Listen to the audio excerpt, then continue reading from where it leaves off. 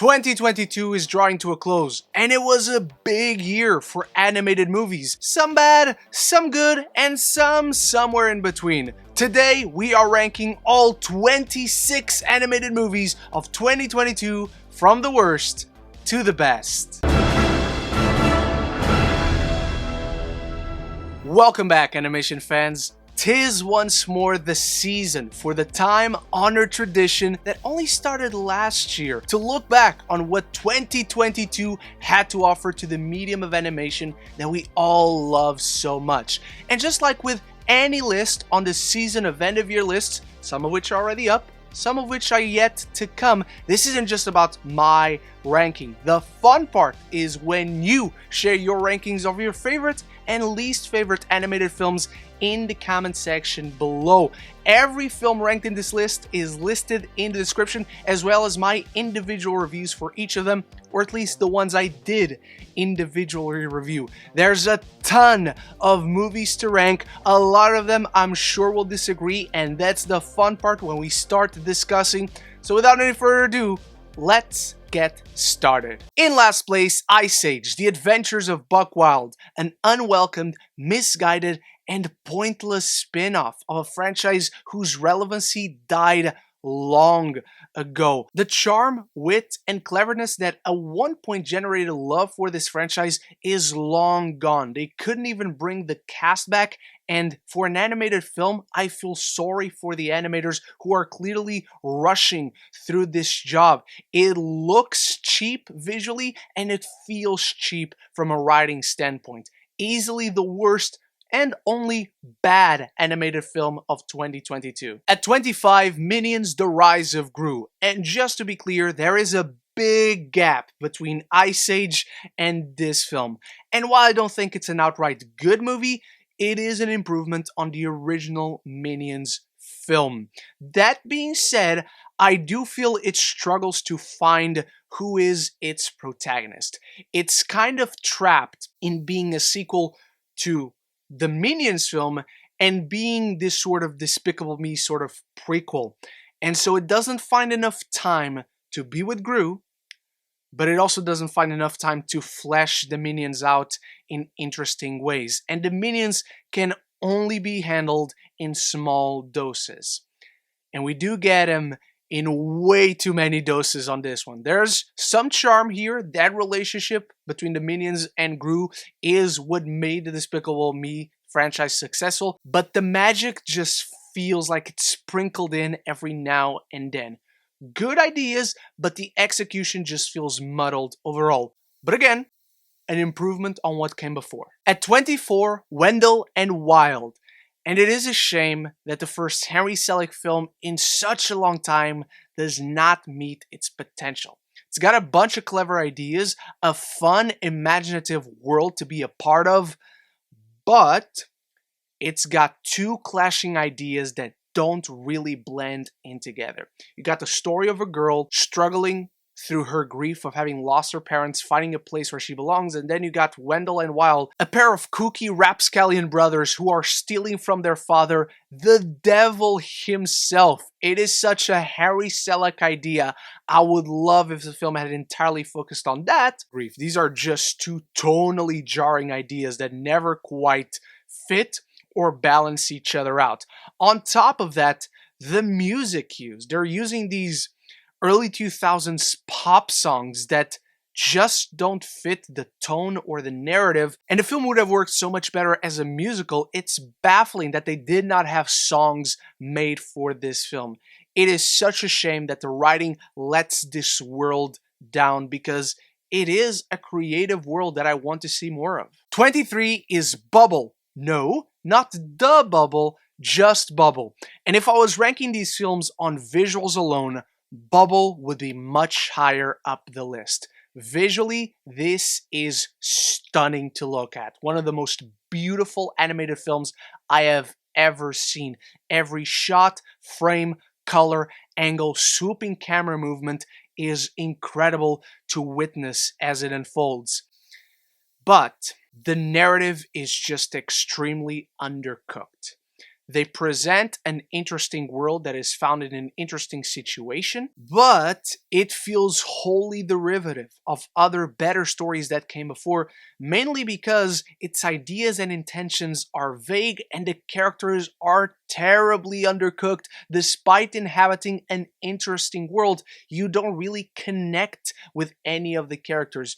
It's a film that had a lot it wanted to say, but what it wanted to say gets absolutely lost in translation. Next up is DC League of Super Pets, and this film only makes it this high because it has a ton of heart to it. The cast all bring their charisma, not to the screen, but to their voices as these characters who are cute and adorable. I am an animal guy, so I'm not going to complain about seeing pets on screen and pets being superheroes. This should be a recipe for success for me. That being said, it plays way too much for kids exclusively, where the humor isn't that good, the jokes don't really land, and I just don't find the story that interesting. Again, it has a ton of heart, it alludes to these certain ideas, but because it is playing so much exclusively to kids, it cannot fester those ideas. It cannot cook them up to their ultimate potential.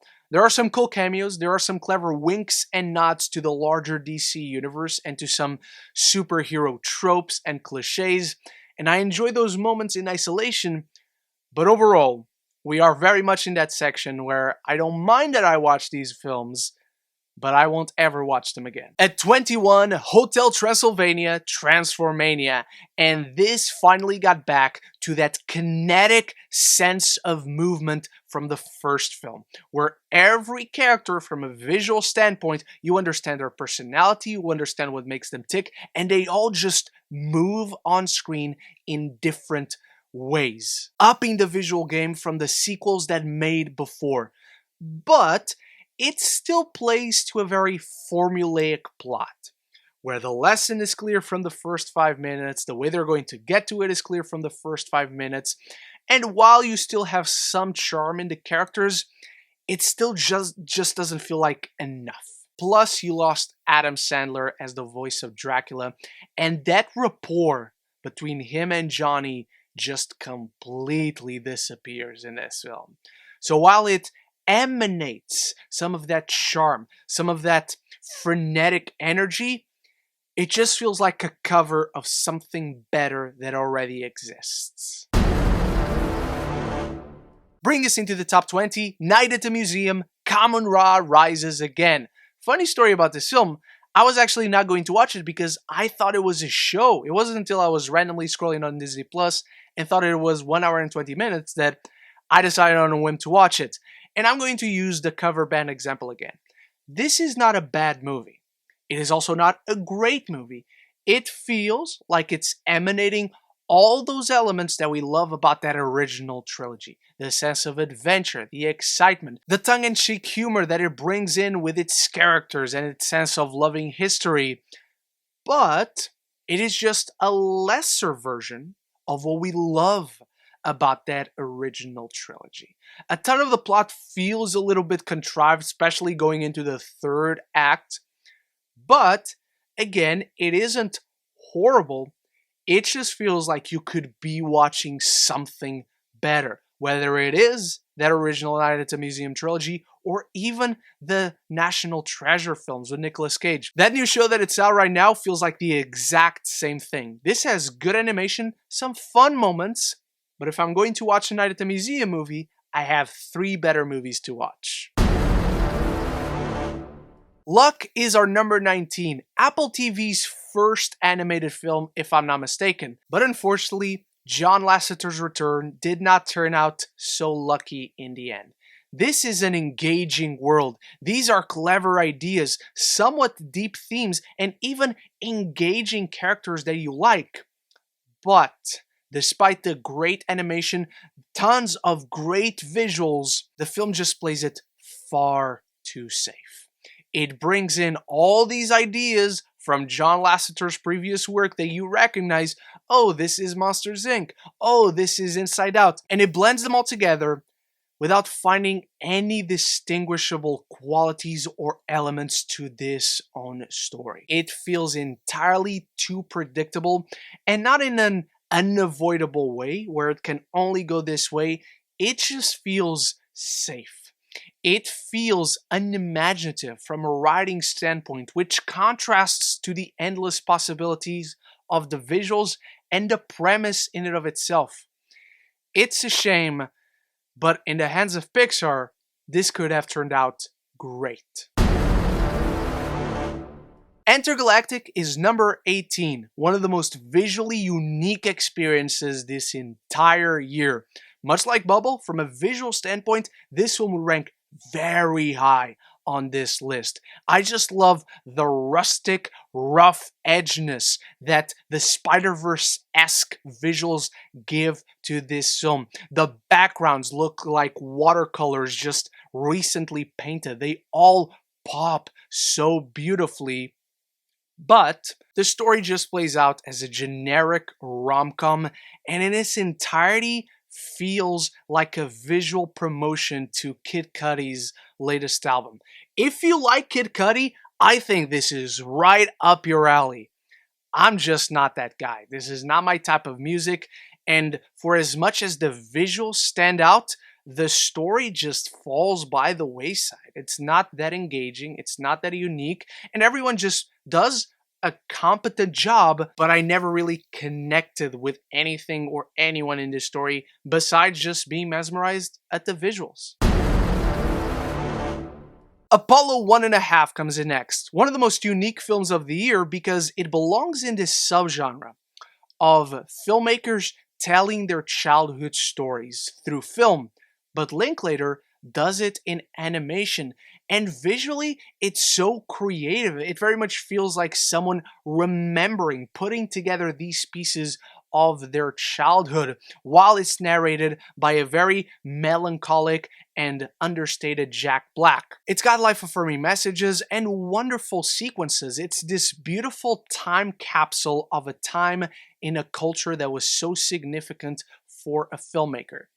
That being said, it just doesn't have any stakes. Nothing really significant happens. It very much feels like a story a friend tells you when you sit down to catch up after a long time without seeing each other. But as a film, it just doesn't emotionally engage you that much. Again, we're still in that realm where the visuals are everything going for this film. Everything else is alright, it's not bad, but there's not really a lot of takeaway from it. Marcel the Shell with Shoes On just misses the top 15 in what is the first and popular opinion of this video. And this is a tricky movie to talk about because technically it's a documentary and it's also set in the real world, but it's made through stop motion to make Marcel feel alive. And while I love Jenny Slate in this role, I found Marcel to be terribly cute and innocent, and you just want to protect him. And the life-affirming messages and themes in this film are just so beautiful. Again, I just don't take a lot away from it. It's telling all these cute things, all these encouraging things, all these things that really warm your heart, but it just doesn't go that deep. It feels like Paddington Light. Paddington movies tell you an incredibly adventurous story full of excitement, danger, comedy, drama. It blends all these ingredients together. The recipe for Marcel is perfectly fine. It's perfectly okay, and I'm really glad I watched it once. Is it a film that kept me thinking on it for a long time? No, not really. It puts a smile on my face, and on a bad day, it might be exactly the kind of film you need. But again, there are just better versions of a film that gives you that serotonin boost. I love Marcel, but I don't need him to have a 2-hour-long movie. Number 15, Mortal Kombat Legends, Snowblind. And as a die-hard Mortal Kombat fan, I'm so happy to see the franchise back on track. I love Scorpion's Revenge. I was not a fan of Battle for the Realms. This film, however, makes it this high up the list because of the premise and the third act. Through the middle, it just feels too naked. There's not a lot going on apart from the relationship between these two characters of Kenshi and Sub-Zero, an old veteran Sub-Zero who decides to train him. But it just feels like it's stretching out this training montage to fill up this 80-minute movie. Doesn't sound like much, but the middle act truly meanders and dwindles in quality. But as the film starts, it gives you a very engaging world, a very intriguing premise with mysterious characters, mysterious connections, and you're intrigued to see how it all ties together. And then the third act. If you're a Mortal Kombat fan, you know exactly why you want to watch a Mortal Kombat movie. It's the violence, it's the action sequences, the choreography, even in animation, and how it all ties to the lore of the grander Mortal Kombat universe.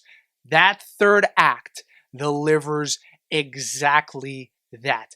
It may feel a bit rushed at points because that middle portion of the film just meandered for so long, but it goes fast, it goes furious, and it goes bloody, and it satisfies all those violent cravings Mortal Kombat fans have. Number 14, My Father's Dragon, the latest Cartoon Saloon addition to their filmography, a really endearing story about found family and growing up, with really encouraging messages that captures a true childlike perspective. The visuals stand out because of their simplicity. This feels like a storybook come to life, one of those pop-up illustrated books that you tell a child, the kind of stories that you want to tell your kids, you want them to grow up with.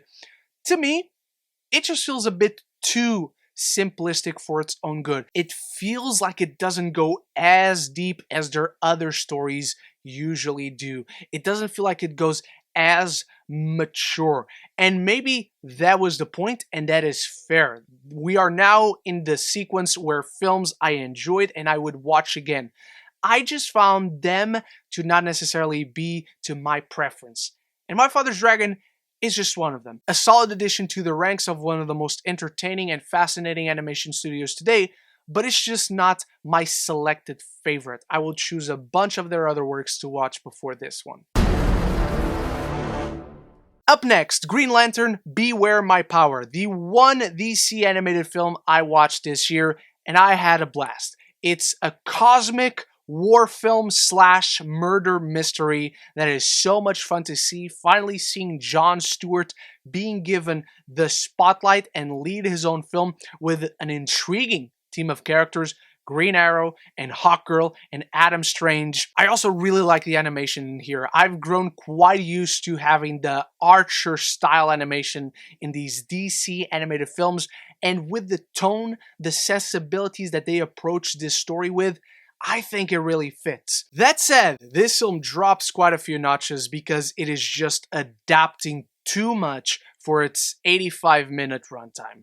The stories being adapted for this film are two major crossover events that happened across the span of 6 issues and another one 10 issues, I believe. I don't want to tell you what the stories are because they are spoilers in case you haven't seen the film, but it just feels like way too much. And a lot happens in isolation because these films don't have this long-ranging continuity anymore. A few of the moments in the third act don't feel earned. So it's encouraging to see them branch out once more into the cosmic side of DC, but this film just needed a lot more time and a lot more stories to breed. Jujutsu Kaisen 0 is next up, and I am a huge fan of the anime series, so seeing a prequel film that stands on its own entirely, doesn't interfere with the narrative of the anime, at least so far it doesn't, and is welcoming to both old fans and new, and keeps that sense of intrigue, of suspense. It has all the great action, all the great horror sensibilities of the series, was extremely encouraging. Some of my favorite characters are all present in this film.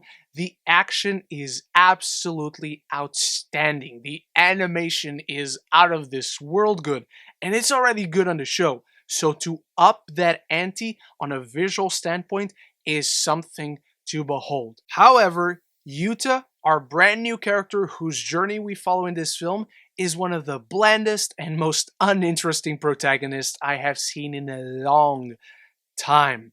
Essentially, his journey, while compelling, sees him stripped of the one element that makes him interesting to begin with.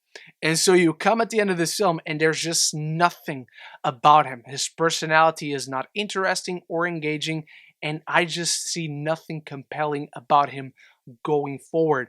It's a shame because everyone else is literally a better character than the protagonist. The villain, the supporting characters, the action and world are interesting, but I was already interesting from the anime series. So I really hope they fix the big issue with this character, who by the way is a major simp.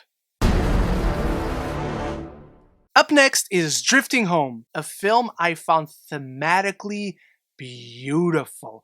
It takes this familiar story, but arranges a way to tell it in a visually and structurally engaging, creative way, where it truly captures the sense of fright when it comes to growing up, losing that sense of innocence, and seeing everything and everyone you love and hold dear changing around you, disappearing in one way or the other. I don't think the characters are necessarily the best. I think it begins to feel a little bit redundant the further it goes. It definitely overstays its welcome, and there are just some ideas that are vague enough not to be effective. But the visuals are outstanding. I just love water in animation. I don't know what it is about water, but it just makes every animated film with it look that much better. And the relationship between our lead characters is so endearing. It never gets annoying because they are kids. It gives them that allowance to be dumb, to be somewhat irritating, to be stupid, but to learn their lesson in effective ways. I found it compelling despite flawed. Number 10, Strange World, the latest Disney animation to be a disappointment.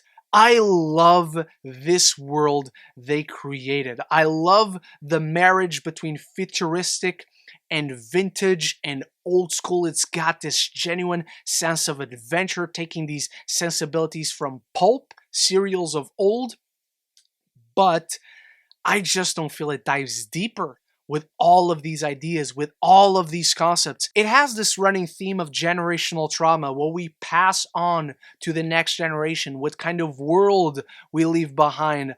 But the way it twists and turns with its story going in these certain directions, they're interesting, but I just don't find that they got there in the most creative ways. I just don't find that they earned reaching these conclusions. And so the ideas, the messages they want to convey to an audience just don't feel that impactful.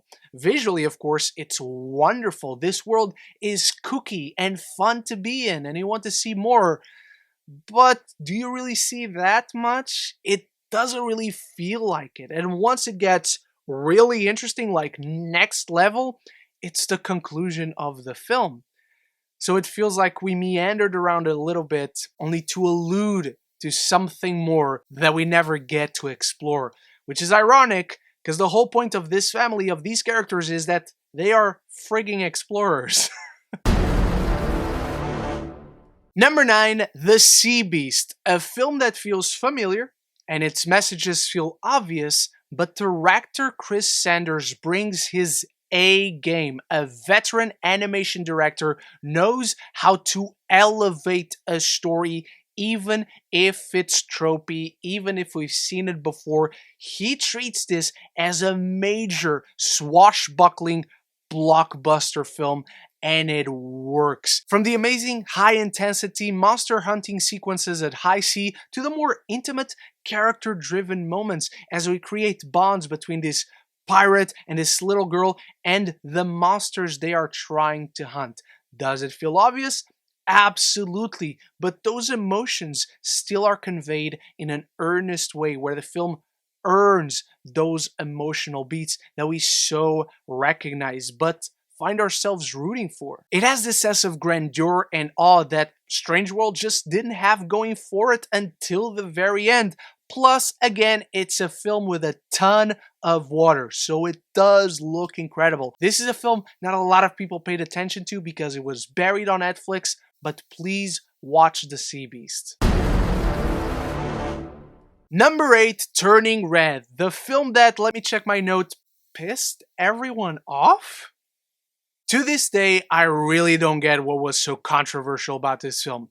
That being said, I love the visual inspiration on anime. This feels like vintage 90s and early 2000s anime in every way. I love the storytelling sensibilities, and I love how it earnestly captures that sensation of everything being out of control.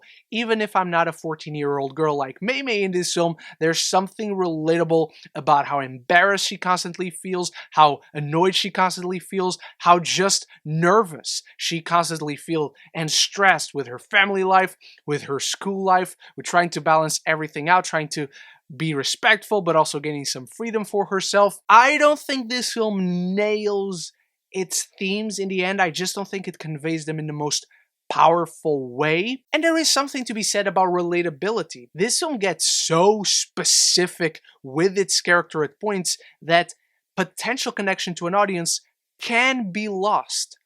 That being said, I found the high energy of this film to be absolutely infectious, and its messages to be really encouraging and important to hit everyone in different ways. We need to tell stories about everyone so everyone at one point with one film or another can emotionally connect. So this film is not for everyone, but that's okay. That's what makes it special. That's what makes it connect with others. And it's just a romp of a fun time. Classic Pixar, taking this wacky, weird premise and grounding it on an emotional level. Number 7 is Catwoman Hunted. Full disclosure, WB asked to send me a Blu-ray copy of the film so I could review it, because before then, I actually had no interest in seeing this film, but it turned out to be a pleasant surprise. This is quite literally anime inspired. It is an anime film. And while a ton of these DC movies have issues with their story ambitions that don't really fit their runtimes, this tells a modest, small-scale story that feels more intimate and character-driven. You have Catwoman, you have Batwoman, and you have a group of enemies. That's it. It doesn't really elicit the most powerful emotions, but it's not trying to. It's this sultry, jazzy, Cowboy Bebop-inspired adventure that happens over the course of one night, and it's just really fun. It's not groundbreaking, it's not one of the greatest movies I've ever seen, but for what the film was going for, it really accomplishes it, and it does not overstay its welcome either. This is one of my favorite animated versions of Catwoman, and I sure hope we can see more of her. Puss in Boots: The Last Wish just misses a top 5, and talk about a return to form.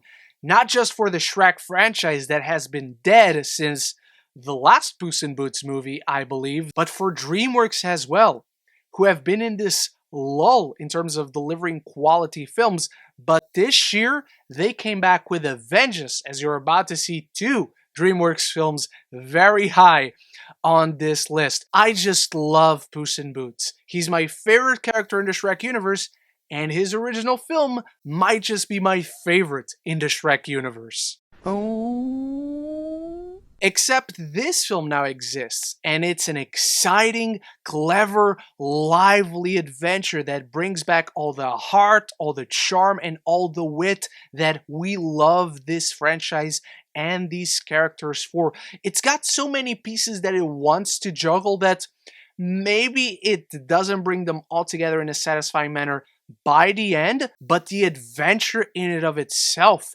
it's a swashbuckling pulp adventure with classic sensibilities that I found myself enamored with.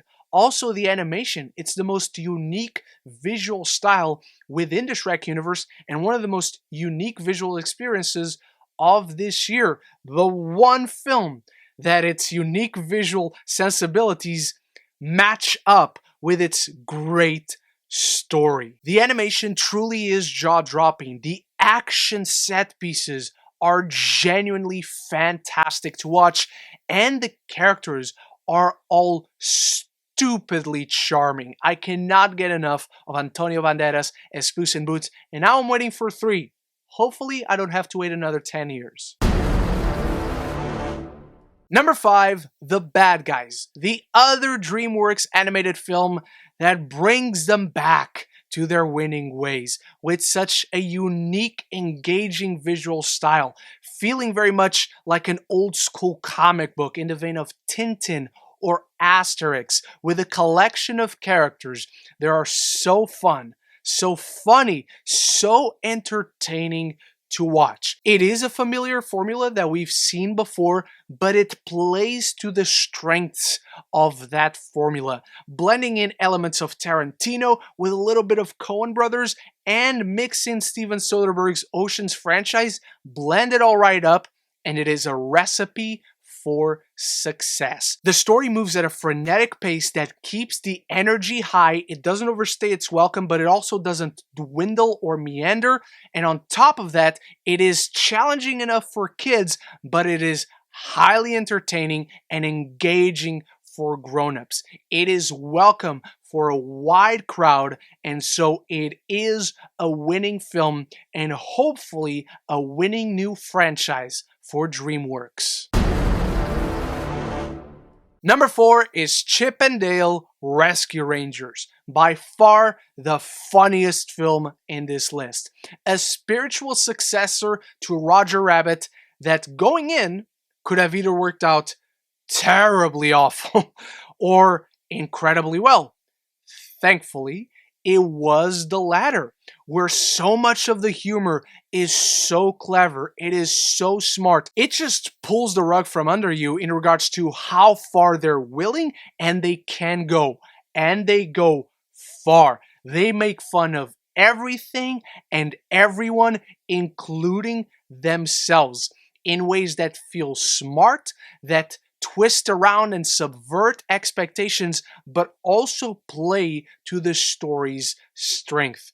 I love that they went with the decision of having Chip in 2D and Dale in 3D. I love the whole mix-up of creating new characters and these bootleg versions, and it just plays so much into the culture that we live in today and to the nostalgia of the culture from yesteryear, to the culture of fandom, of animation, of film culture, whether it is from a fandom perspective or even from a Hollywood perspective.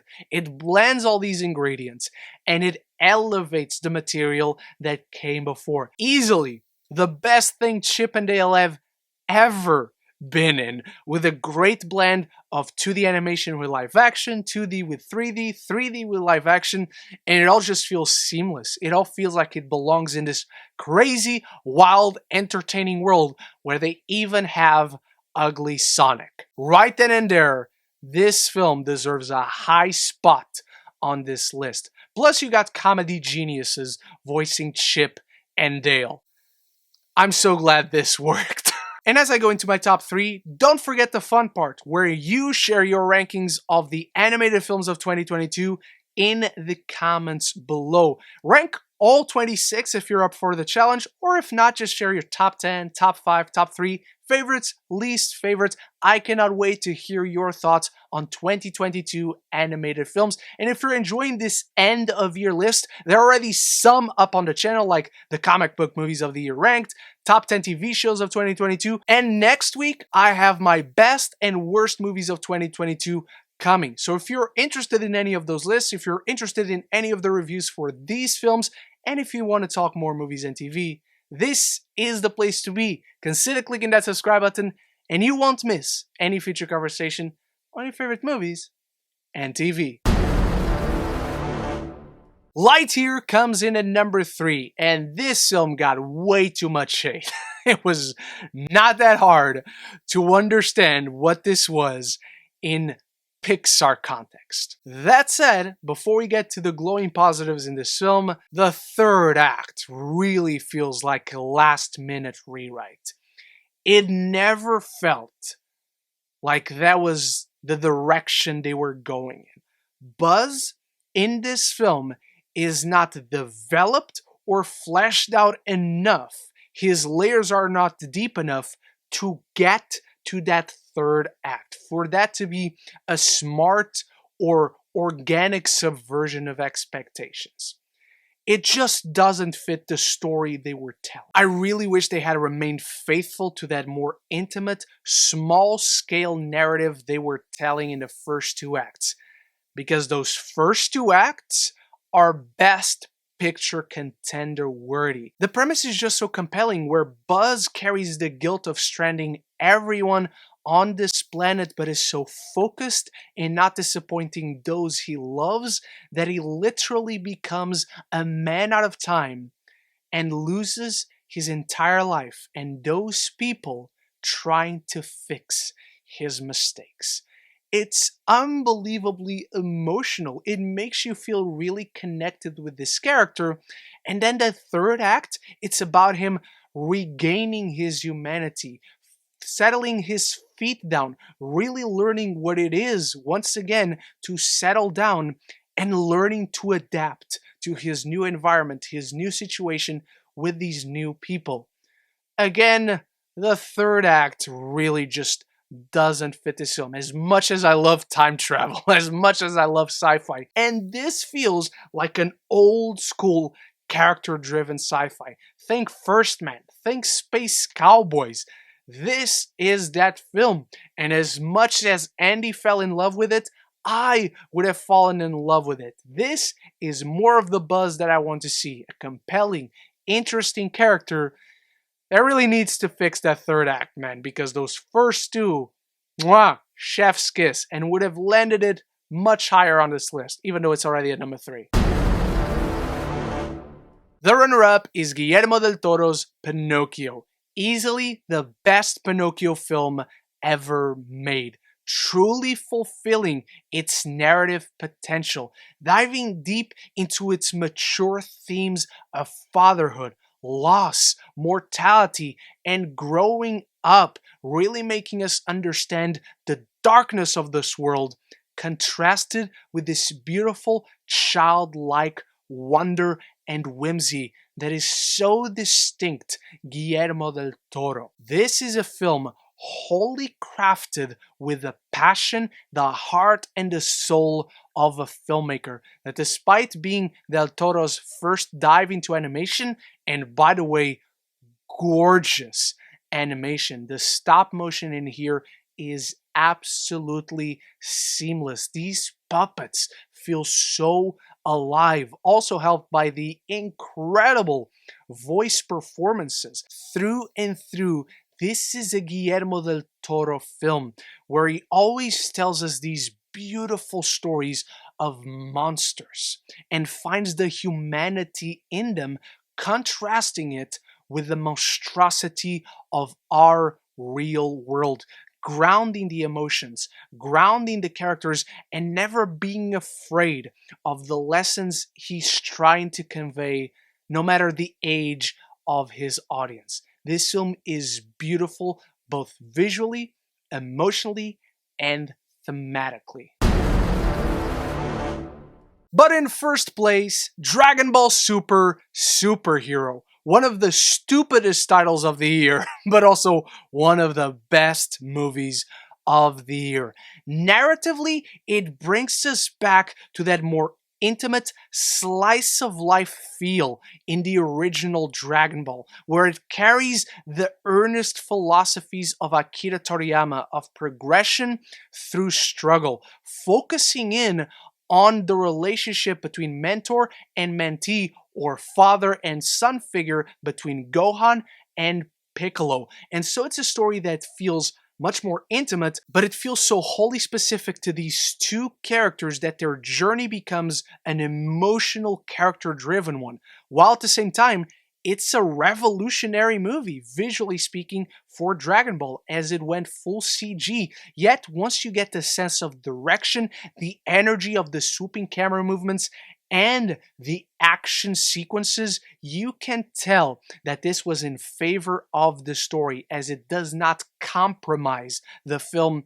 whatsoever. I personally prefer to the animation. I just think it feels more visceral and brutal, but this was all in favor of telling this story, where it is so distinct of the Dragon Ball that we know these days. Yet it feels welcome to brand new fans, but also rewarding to old school fans who have followed the story and the journey of these characters for so long. It also features phenomenal sound design, an excellent score, and delivers all-time Dragon Ball moments while introducing two fan favorite characters into the franchise. It feels wholly refreshing while not losing the heart, the charm, the humor, and the distinct high energy identity of what has made Dragon Ball a cross-generational franchise that has endured time and time again, and that is why it comes in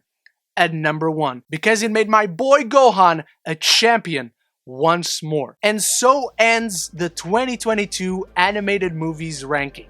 Thank you so much for watching. This was a much bigger list than last year, so I cannot wait to know your rankings as well as to do it all over again in 2023. Big thanks to my channel members for always supporting the channel, and I'll be back very soon with more end of year lists for you to enjoy. So until the next one, love each other and love the movies.